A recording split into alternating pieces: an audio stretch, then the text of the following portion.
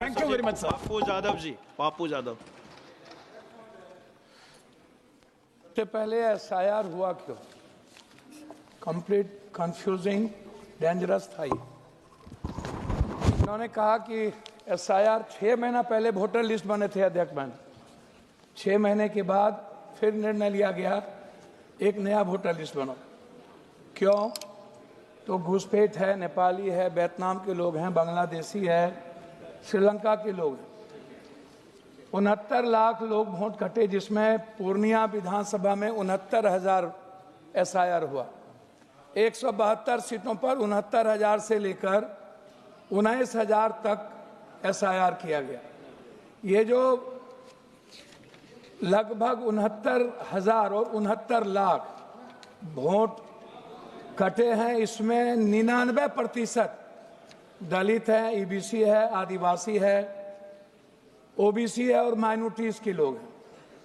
मैं पहला सवाल सरकार से पूछना चाहता हूं, क्या बाहर जितने लोग थे किस आधार पर इन लोगों का नाम कटा? तकनीकी कारण क्या था? आधार का लिंक आपने मान लिया या जिसमें थोड़ी त्रुटि थी उसको भी आपने मान लिया? बीएलओ और इनके पार्टी पदाधिकारी एक जगह बैठकर वोटर लिस्ट के आधार पर जो वोट लोकसभा के 24 में मापदंड तय किया कि ये कितना से हारे किस विधानसभा में, उसी आधार पर इन्होंने बिहार के एसआईआर को करने का निर्णय लिया। 2 वोट भी इनको नहीं मिले पूरे बिहार में जो रोहिंग्या थे, और ना ही कोई घुसपैठ थी। इन्होंने एक समाज और समुदाय वर्ग को इस घुसपैठ के नाम पर इतनी गालियां दी और इतना नफरत पैदा किया कि बाइफर्केशन करने की कोशिश नफरत के आधार पर किया, और वोट का आधार इन्होंने नफरत को चुना। इनको कोई मतलब नहीं था एसआईआर से। सर, मात्र 6 महीना पहले हुआ। दूसरी चीज, सभापति महोदय, इनको लगभग 83.4% बूथ पर इनको बैलेट पेपर में हमसे कम वोट है।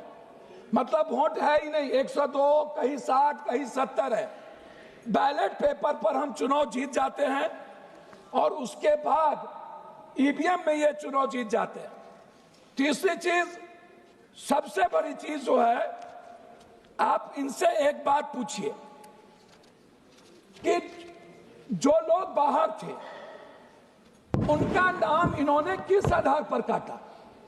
अच्छा, दूसरी सबसे बड़ी चीज क्या है, कई ऐसे हैं, लगभग पूर्णिया, सहरसा, सुपौल, मधेपुरा, किशनगंज, 40% परिवार का नाम इन्होंने काट दिया। 40%, एक भी नाम उसमें नहीं है। कुछ जगहों पर मर्द का नाम रहने दिया और महिलाओं का नाम काट दिया। कुछ जगहों पर महिलाओं का नाम रहा और मर्द का नाम काट दिया। कुछ जगहों पर इन्होंने 2 पंचायत से वोटर लिस्ट से नाम काटे और तीसरे पंचायत में जाकर के जोड़ दिया।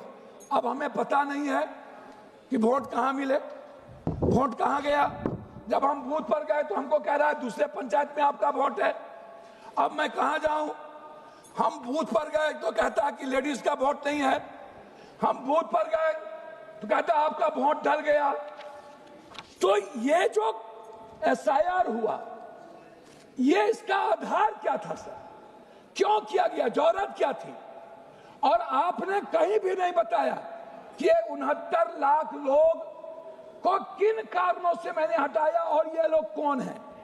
आपने नाम नहीं दी, आपसे दस्तावेज में मांगे नहीं दिए, सीसीटीवी फुटेज मांगा गया नहीं दिया गया, हमारे लोग एप्लीकेशन दिए आपने नहीं लिया, हम नाम जोड़वाने के लिए गए नहीं जोड़े।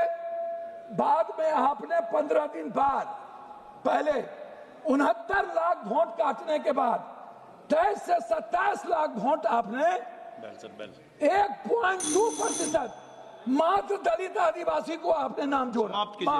मैं कह रहा सर 2 मिनट मात्र। उसके बाद जनरल वोट आपने डाल दिया। वो वोट आया तो पंजाब से ले गए, हरियाणा से ले गए। आपने वो वोट दिया जोड़ा जो वोट इनके थे। हमारे वोट काटे गए और इनके वोट जोड़े गए। एक दूसरी चीज सर, मैं चाहता हूं आपको एसआईआर के मुद्दे पर, चुनाव आयोग जब भी कोई मनोनीत हो वो सर्वोच्च न्यायालय के जज उसमें जरूर है। दूसरी चीज सीसीटीवी फुटेज माननीय सदस्य श्री हरसिमरत कौर बादल जी। अध्यक्ष महोदय, क्या कारण है कि हिंदुस्तान से दलित और बहुसंख्यक आदिवासी माइनॉरिटीज को वोट से हटाना चाहते हैं ये लोग? हो गया, क्या कारण है कि वन नेशन वन इलेक्शन करना चाहते हैं ये लोग? दलित विरोधी। प्लीज बी सीटेड, प्लीज आप बैठिए, प्लीज बैठे। अबू आपका हो गया, प्लीज आप बोलिए, स्टार्ट कीजिए। Sir, a strong, transparent and impartial electoral system is the foundation for any democracy. Free and fair elections